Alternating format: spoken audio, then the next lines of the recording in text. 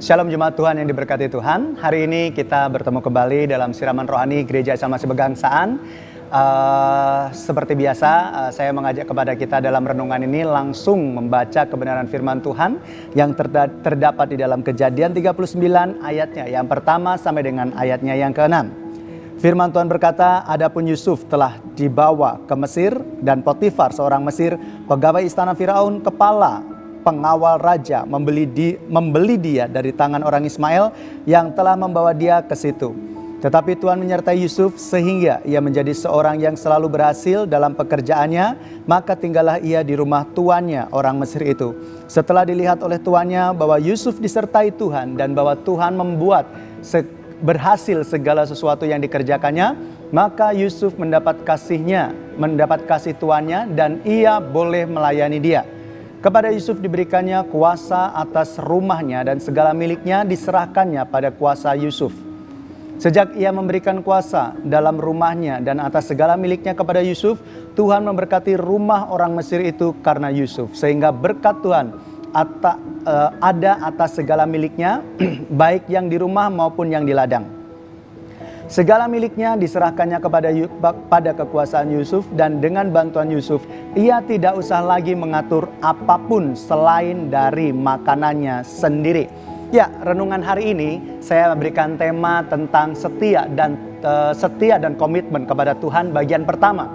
Bagian pertama yang akan saya sampaikan kepada kita semuanya berkaitan dengan pekerjaan. Saya tertarik sekali kepada pribadi Yusuf karena dia adalah sosok yang luar biasa, menjadi panutan dalam kehidupan saya karena proses hidupnya yang begitu luar biasa. Seandainya saya yang ada di dalam pribadi Yusuf, seandainya saya yang harus menjalani kehidupan yang dialami oleh Yusuf, mungkin saya tidak akan hidup seperti dia, ya. Kita bisa belajar di sini bagaimana dia memiliki satu integritas dalam kehidupannya walaupun dia dibuang ataupun waktu itu mengalami hal yang tidak dia inginkan. Dan ini semuanya bermula dari perlakuan saudara-saudara tirinya yang merasa iri terhadap Yusuf. Di sini proses perjalanan Yusuf itu bukanlah proses perjalanan yang gampang yang bisa kita ikuti, ya. Dan tetapi dari kebenaran firman Tuhan ini kita bisa belajar tentang apa arti dari setia dan komitmen kepada Tuhan dalam hal pekerjaan yang dilakukan oleh Yusuf. Mari kita perhatikan di sini di ayat 1 dan kedua. Di situ dikatakan bahwa Yusuf itu dijual oleh seorang Ismail kepada seorang yang bernama Potifar. Potifar adalah kepala pengawal raja dari bangsa Mesir. Dan kalau seorang yang sudah dibeli menjadi budak belian, itu artinya dia harus melayani tuannya tanpa mengharapkan gaji apapun. Dia tidak layak untuk mendapatkan apapun dari tuannya. Perlakuan yang tidak adil bisa saja terjadi. Tetapi untuk berharap mendapatkan sesuatu yang adil itu sangat jauh sekali. Karena apa? Dia sudah ada di bawah kekuasaan tuannya yang membeli dia, ya. Di sini Yusuf adalah seorang budak belian. Tetapi mari kita perhatikan di ayat 2. Tetapi Tuhan menyertai Yusuf sehingga ia menjadi seorang yang selalu berhasil dalam pekerjaannya. Maka tinggallah ia di rumah tuannya orang Mesir itu. Kalau kita perhatikan dari ayat 1 dan kedua, kita melihat bagaimana Yusuf itu memiliki integritas hidup yang luar biasa di hadapan Tuhan.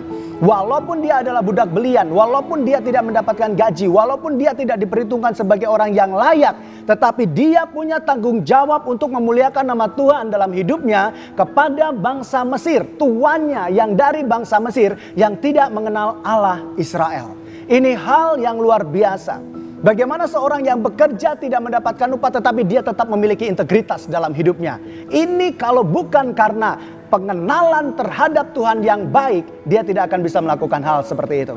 Itu sebabnya saya berkata, saya sangat mengagumi pribadi Yusuf ini. Dan saya sangat belajar dari apa yang dijalani atau yang dialami Yusuf sebagai seorang yang mengandalkan Tuhan. Orang yang hidup di dalam Tuhan. Jadi dari ayat 1 dan 2 ini saya bisa melihat bagaimana Yusuf sebagai orang budak belian, tetapi dia mengenal Allah yang luar biasa dalam hidupnya. Dia bertanggung jawab sebagai pribadi yang harus memuliakan Tuhan dalam hidupnya kepada bangsa yang tidak mengenal Tuhan. Dan di sini kita bisa melihat atas apa yang dilakukan Yusuf sebagai orang yang berintegritas memuliakan nama Tuhan, Tuhan menyertai Yusuf dan berhasil. Menjadikan segala sesuatu yang dilakukan oleh Yusuf itu berhasil. Nah, jadi kalau kita perhatikan dari apa yang kita baca di sini, yang terpenting dalam kehidupan kita, mungkin kita menuntut ya, mungkin kita menuntut dalam pekerjaan kita, wah kok gajinya kecil, wah kenapa seperti ini dan sebagainya, kenapa di tempat pekerjaan saya diperlakukan tidak adil dan sebagainya. Kembali kita kepada apa yang kita renungkan pada saat ini. Ketika Yusuf memiliki integritas, bertanggung jawab untuk setia kepada Tuhan, komitmen memuliakan nama Tuhan, kita melihat Tuhan menyertai Yusuf. Dan Tuhan menjadikan Yusuf berhasil. Sehingga di ayat 4 kita melihat Yusuf memiliki promosi yang daripada Tuhan. Dan ia naik jabatan sebagai penguasa perusahaan dari Potifar tuannya. Karena apa? Tuannya sebagai orang yang tidak mengenal Tuhan Israel, dia melihat bagaimana Tuhan Israel yang disembah oleh Yusuf itu menyertai Yusuf dengan luar biasa. Makanya semua yang dimiliki Potifar diserahkan di bawah kuasa Yusuf. Ini adalah pelajaran pertama yang bisa kita renungkan bersama-sama dari kehidupan Yusuf. Bahwa ketika Yusuf bertanggung jawab setia dan komitmen kepada Tuhan, Tuhanlah yang mengatur kehidupan Yusuf.